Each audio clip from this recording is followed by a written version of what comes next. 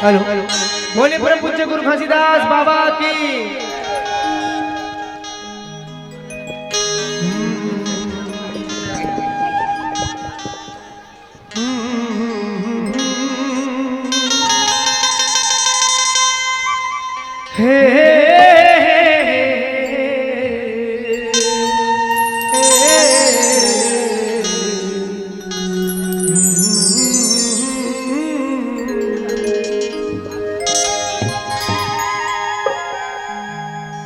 जब जब मैं जन्म लेती हूँ तोर गुण गाती हूँ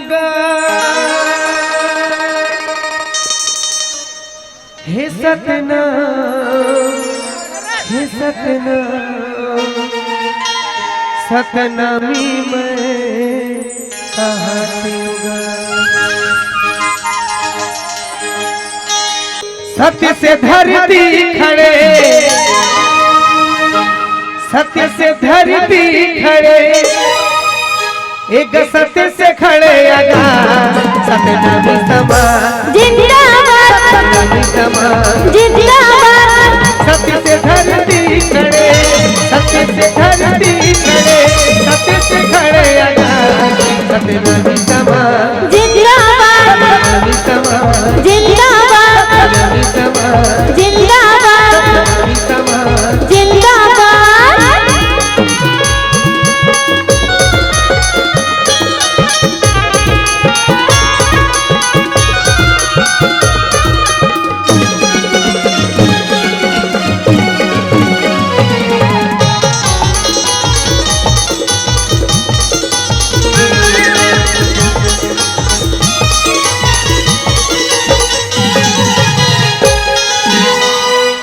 सत्य है आगे मजर रहेगा सत्य न कहे खाए और सत्य नाम एक अमर ज्योति जिन्हा सच्चा रास्ता बताए। क्या बात है कि सत्य है आगे मजर रहेगा सत्य न कहे खाए सत्य नाम एक अमर ज्योति जिन्हा सच्चा रास्ता बताए।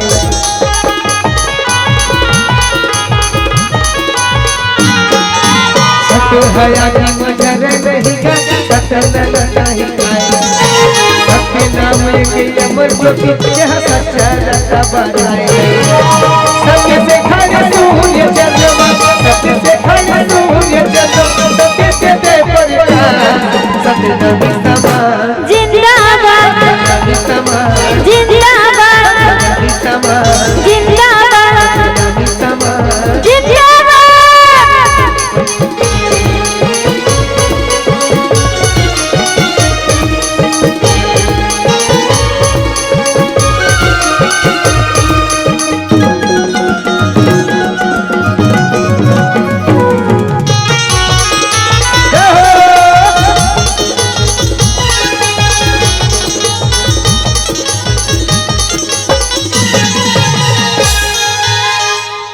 और समाज ला संगठित करके रचना है इतिहास और ये सपना ला देखे रहीसगा हमर गुरु।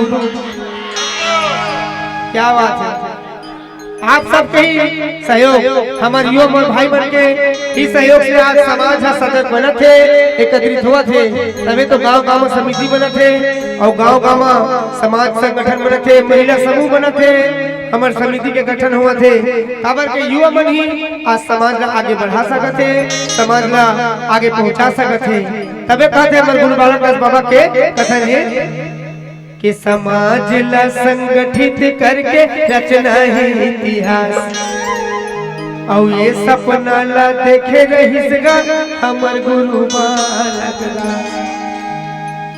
समाज ला संगठित करके रचना है इतिहास। ये सपना ला देखे रहिसगा हमर गुरु बालक रा।